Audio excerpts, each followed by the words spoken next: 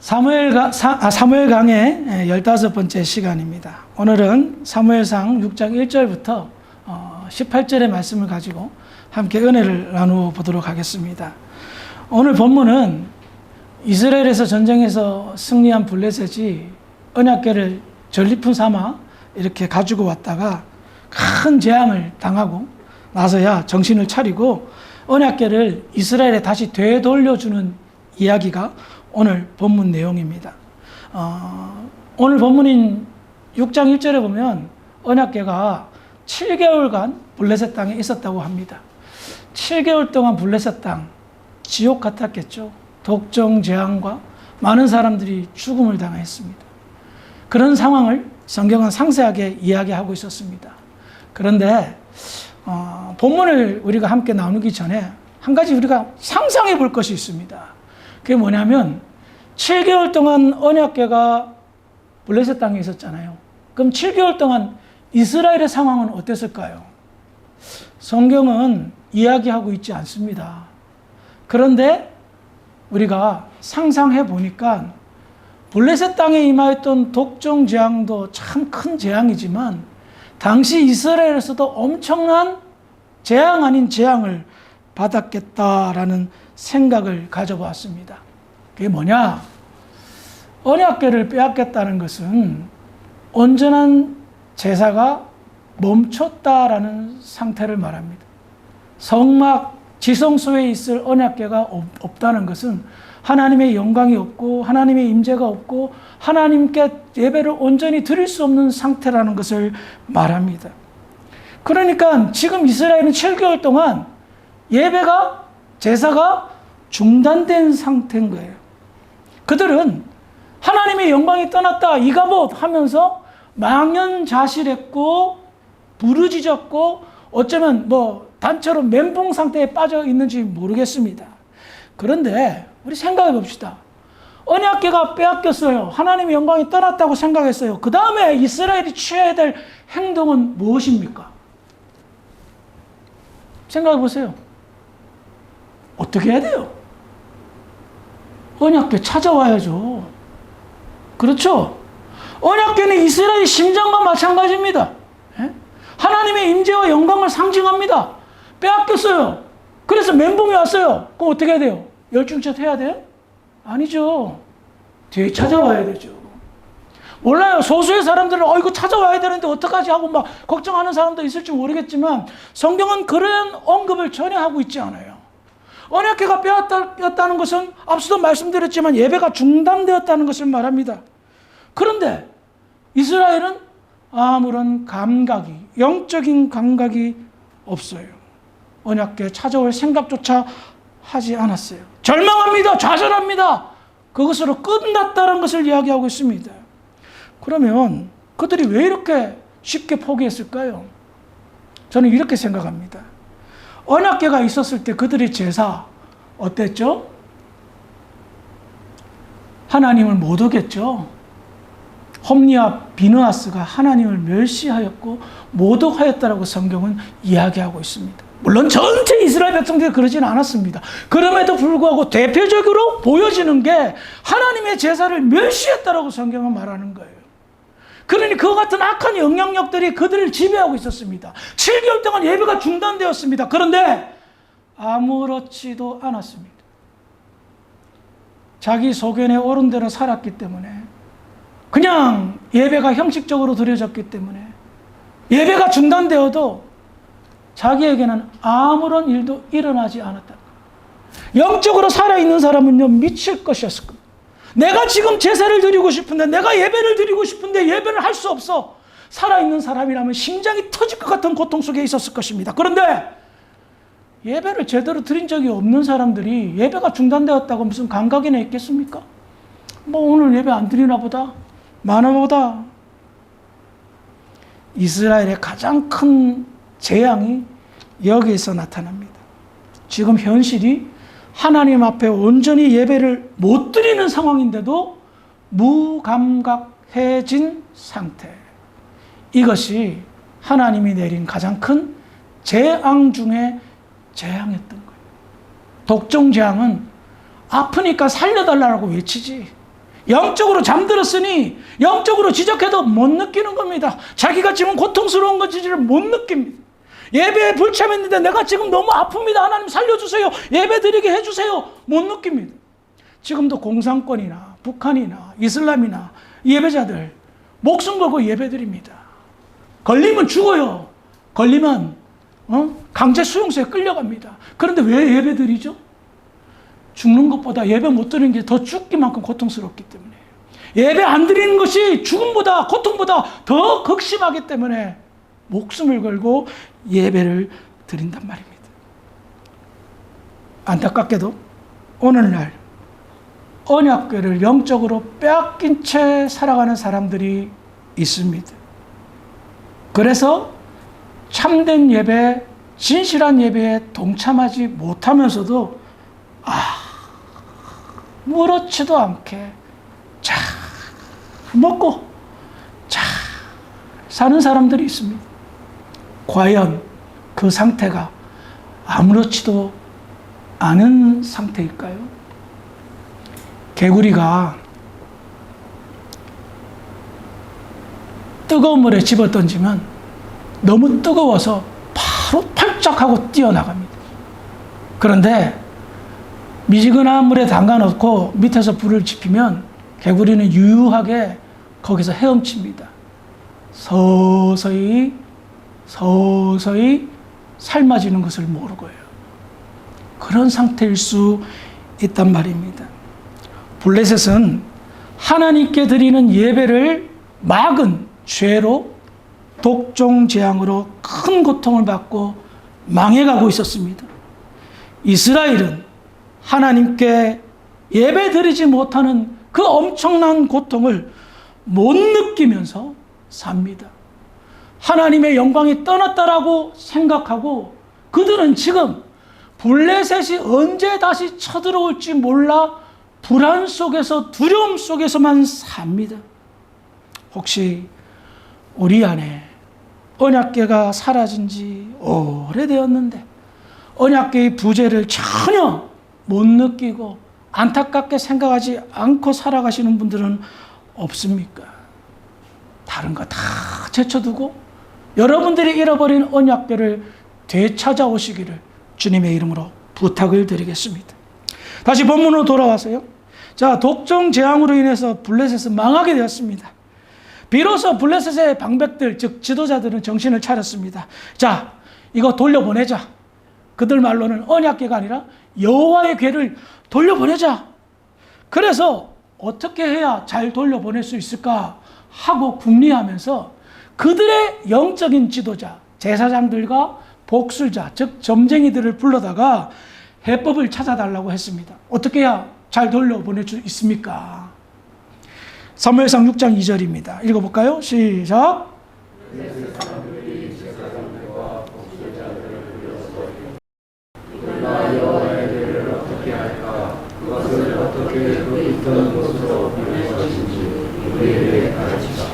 자, 블레셋의 영적 지도자들에게, 제사장과 점쟁이들에게 야, 이거 보내야 되는데 어떻게 보내야 될까? 그래서 그들이 내린 해법은 바로 그것이었습니다. 속건제를 드리라. 속건제가 뭘까요? 레위기 5장 15절 이하에 보면 속건제는 비고의적으로, 고의적이 아닙니다. 잘 모르고 여호와의 성물, 하나님 앞에 제사 드리는 도구를 잘못 건드렸을 때 예물을 드리고 회개하는 제사가 속건제입니다. 또 남에게 상해를 입히거나 피해를 입혔을 때 고의적으로 아니고 모르고 했을 때 드리는 제사도 일종의 속건제입니다. 그런데 왜 이 블레셋 제사장들이 그 제사를 알았을까요? 예, 알고 있었습니다. 왜냐하면 그 당시 고대 근동에 있는 모든 종교들에게는 속건 제사가 있었던 거예요. 그러니까 성물에다가 이렇게 실수를 범했을 때 드리는 제사들이 다 있었던 겁니다. 그러니 그들이 율법에 대한 상식이 있었던 것이 아니라 자기들 나름대로 해석한 겁니다. 여호와의 궤는 성물이죠. 그래서 속건 제사를 드리라고 했던 겁니다. 그런 다음에 이게 중요합니다. 사무엘상 6장 6절입니다. 시작.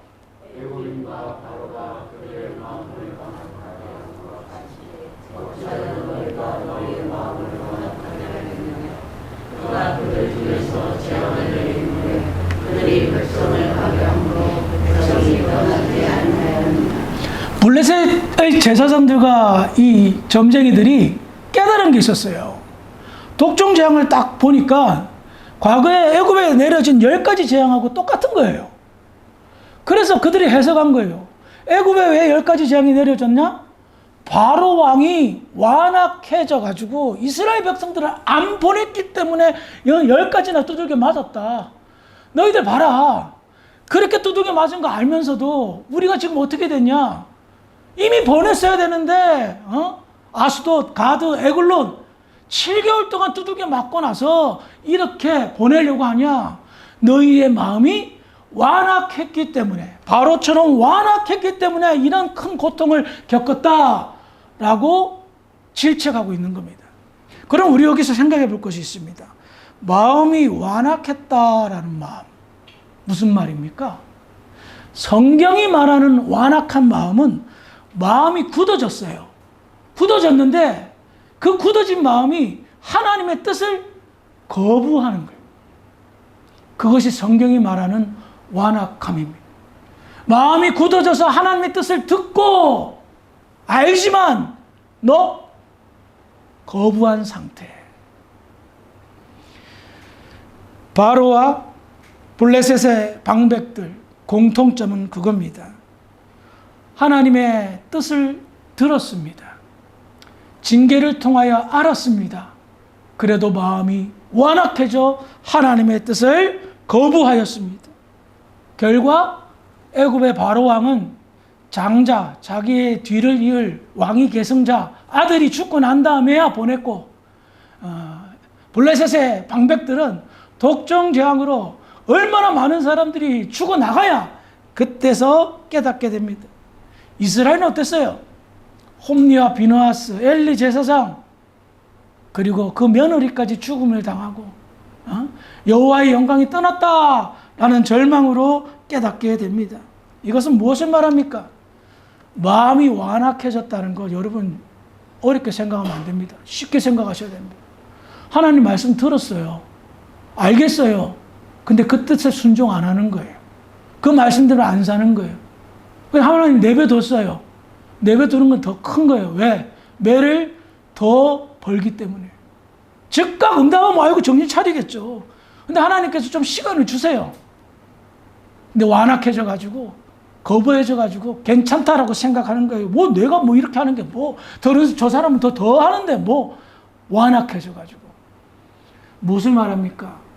자기 자신이 스스로 답이 없이 산다는 겁니다. 답이 없다. 하나님을 향하여 완악한 마음으로 대한다. 그래서 답이 없다. 저도 답이 없습니다. 그런 사람은 아무리 기도하고 울고불고 매달려도 하나님이 그냥 가만히 계시지 아니하시더라고요. 그러니 우리는 이것을 아셔야 됩니다. 바로만? 블레셋의 방백들만? 아니요. 저도 얼마든지 마음이 완악해져. 그럴 때도 있어요. 여러분도 마찬가지입니다. 얼마든지 마음이 완악해져서 분명히 하나님 말씀인데 내가 그것을 들었는데 아는데 마음이 거부하는 거예요. 그러면 혼나고 깨닫습니다. 협박하는 거 아닙니다. 경험해 봤잖아요. 그런 분들도 계신 줄 압니다. 저도 수차례 경험했습니다. 나의 쓸데없는 아집과 고집이 나를 힘들게 해왔다는 사실들을 지금까지 살면서 많이 경험해 봤습니다. 그러니 지금 블레셋의 제사장들, 사실은 이 사람들 말 듣는 것 자체가 창피한 거예요. 그런데 이 사람들의 말을 통하여, 이 무당들의 말을 통하여 우리가 경각심을 가져야 돼요. 오죽했으면 블레셋의 제사장들이, 오죽했으면 무당들이 하나님의 뜻을 전하냐 말이에요. 아무리 선지자들이 얘기하고, 아무리 목사가 얘기하고, 아무리 제사장들이 얘기해도 듣지 못하니까 지금 블레셋의 무당들에게 하나님의 뜻을 전하는 거예요. 마음이 완악해지지 마라. 알고도 거부하지 마라. 하나님의 그 기다림을 여러분들 기억하시고 언제나 여러분들의 마음이 순두부처럼 물렁물렁해져서 하나님의 말씀을 잘 듣고 순종하는 지혜로운 성도들이 되기를 주의 이름으로 축원합니다. 다시 본문으로 돌아와서 사무엘상 6장 7절부터 9절인데요. 우리 천천히 한번 읽어볼까요? 시작.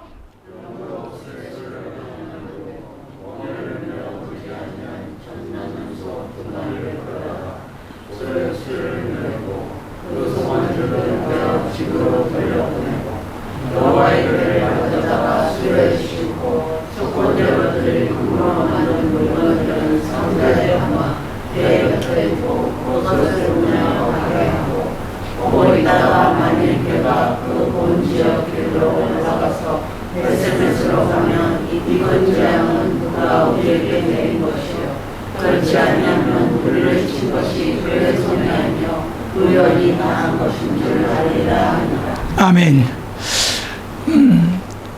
블레셋의 제사장들이요, 언약궤를 옮기는 방법을 성경적으로 제시하지는 않았습니다. 자기들 생각에 새수레하고 암소 2마리 이렇게 해가지고 그 블레셋 국경 지역에 있는 베세메스 땅으로 보내자라고 제안을 했는데, 그럼에도 불구하고 그들이 그렇게까지 당하고도 긴가 민가 했던 거예요.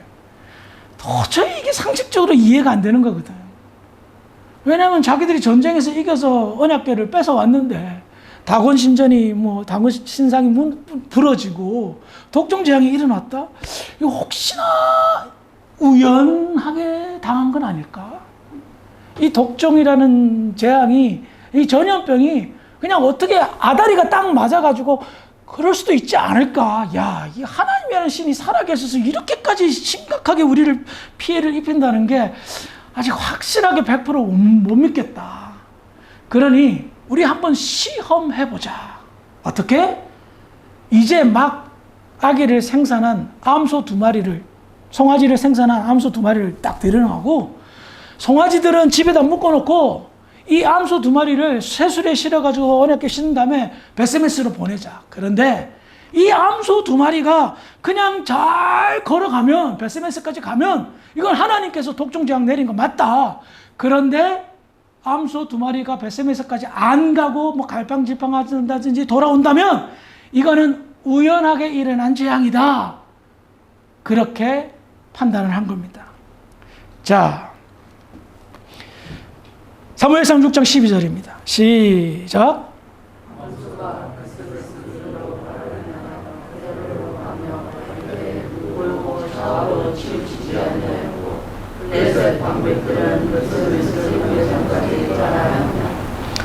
그렇게 시험을 하여 암소 2를 보냈는데 암소들이 어떻게 하죠? 울었어요. 매.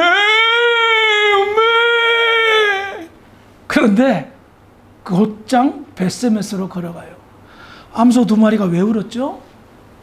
송아지 걱정한 거예요.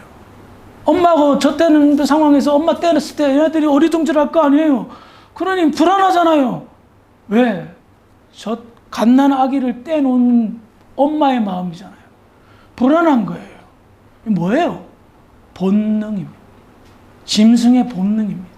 그런데 신비롭게도 걱정하면서 울면서 곧바로 걸어가는 거예요. 분명히 몸부림치고 안 간다 그러고 버티고 그럴 텐데 본능이 그런데 그냥 똑바로 베세메스로 걸어가는 거예요. 송아지 걱정에 암소는 울었습니다. 그런데 그 본능이 하나님의 권능을 이기지 못하였습니다. 하나님의 권능에 이끌려 자기의 본능을 다스리고 베세메스로 곧장 걸어갔다. 그래서 블레셋 사람들은 인정하지 않을 수가 없었습니다. 우리는 여기에서 굉장히 놀라운 사실을 하나 발견합니다. 뭐죠? 짐승이 순종한다 말입니다. 아니, 짐승이 무슨 생각이 있어요? 마음이 있어요. 짐승은 본능으로 살잖아요. 그런데 어떻게 그 본능을 억누를 수가 있었을까요? 하나님께서 창조주이심을, 하나님께서 통치자이심을 명백하게 증거하고 있습니다. 성경을 보면 짐승이 순종하는 경우들이 참 많습니다. 요나를 삼킨 큰 물고기 순종했어요. 발람 선지자의 그 당나귀 말을 했어요. 애굽에 내려졌던 재앙들 보세요. 메뚜기 재앙, 파리 재앙, 개구리 재앙, 이 재앙 등등. 심지어 엘리야 선지자가 아합 왕을 피해서 그리스 시내가에 숨었을 때 까마귀들이 먹을 것을 물고 날라다가 엘리야 선지자 먹고 살게 해주었어요. 그러고 보면 짐승이 순종하는 것들이 참 많죠. 암소가 송아지 내버두고 똑바로 베세메스로 걸어간다는 것은 기적에 가까운 일입니다. 그런데 이 모습을 통해서 베세메스 사람들에게 가는 그 모습을 보면서 블레셋 사람들은 인정! 하나님이 했다! 오케이! 하고 두 손 두 발 다 들고 떠나게 됩니다. 말씀을 정리하겠습니다. 언약궤가 사라졌어요. 예배가 중단됐어요. 그런데 이스라엘 백성들은 찾아올 생각조차 하지 않습니다. 왜? 그동안 예배의 중요성 없이 그렇게 살았기 때문입니다. 대신 얻은 게 있습니다. 뭐죠? 늘 불안하게 살았어요. 여러분, 그걸 감지해야 됩니다. 예배가 중단된 사람은요, 그 심연 깊은 곳 속에 불안함이 있습니다. 어떻게 될까봐. 한번 경험해 본 적이 있는 사람은 아실 겁니다. 예배에 불참게 되면 참 불안한 마음이 생긴다는 거예요. 정상적인 마음입니다. 그래서 이스라엘이 회복할 것은 다른 데 있지 않았습니다. 예배, 제사의 회복입니다. 혹 우리 가운데 예배가 회복돼야 될 것이 가장 시급한데 엉뚱한 데서 두들기고 있지는 않습니까? 여러분들의 영적인 삶을 돌이켜보시기 바랍니다. 두 번째로 블레셋의 재앙은 근본적으로 완악함 때문이었습니다. 하나님의 뜻을 알고도 거부한 그 완악한 마음 때문이었습니다. 하나님을 향하여 마음이 완악해지면 답이 없습니다. 뜨겁게 불타오르는 고통을 당해야 깨닫습니다.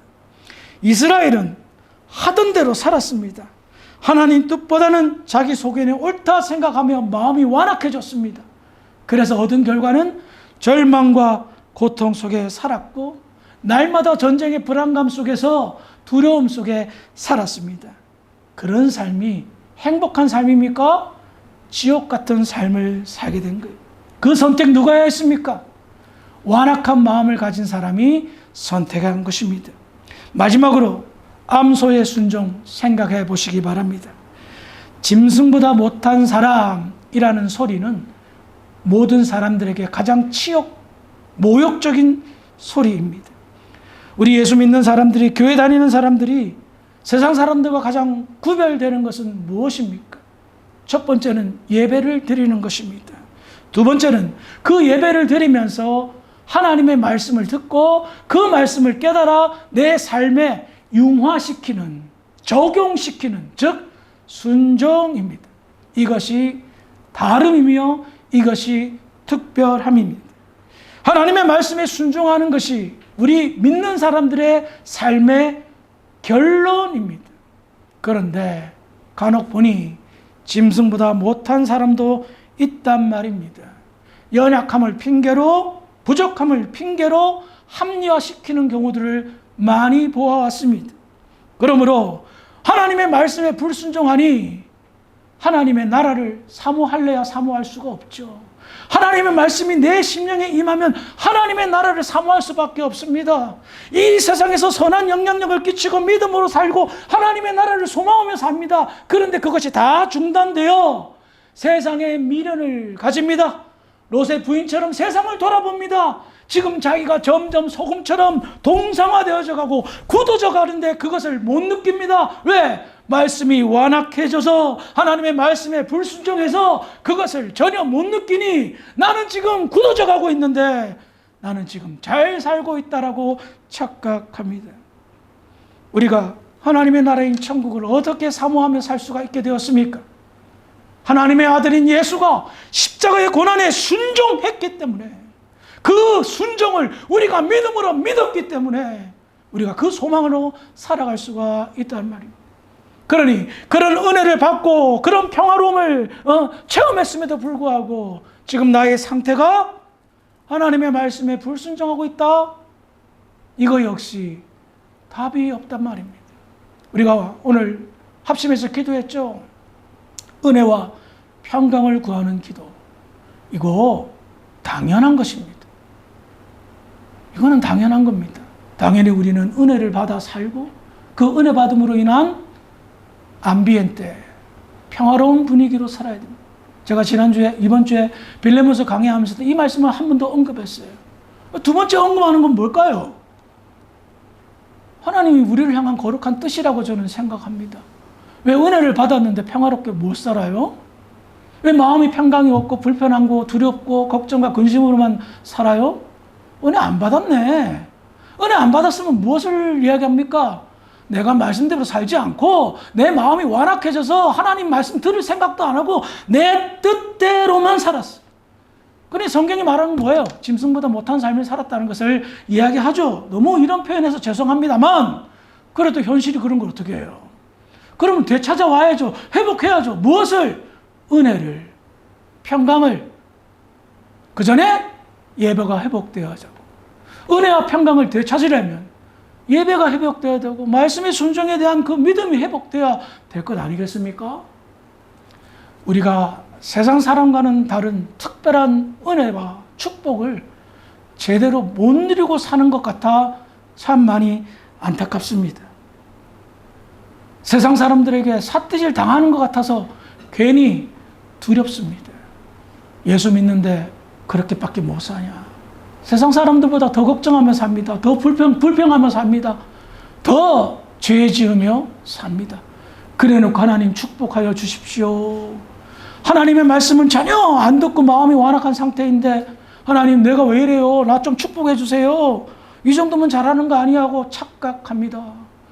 그러니 스스로 답을 내지 못합니다. 정답은 이미 벌써 나와 있습니다.